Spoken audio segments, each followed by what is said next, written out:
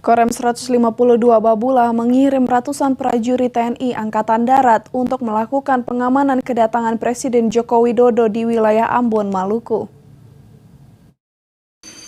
Sekitar 500 prajurit Korem 152 Babula TNI Angkatan Darat diberangkatkan pada Selasa pagi tadi menggunakan pesawat Hercules A1318 milik TNI Angkatan Udara dari Bandara Udara Sultan Babula Ternate, Maluku Utara menuju Ambon, Maluku. Penggeseran pasukan TNI nantinya bertugas melakukan pengamanan kedatangan Presiden Joko Widodo di MOA Tual dan Dobo Ambon, Maluku yang direncanakan tiba pada hari ini.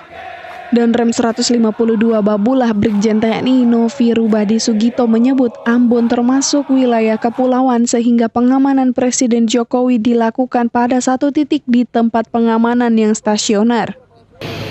Pergeseran pasukan ke Ambon dilaksanakan karena Ambon dengan kita itu satu kodam, sehingga kegiatan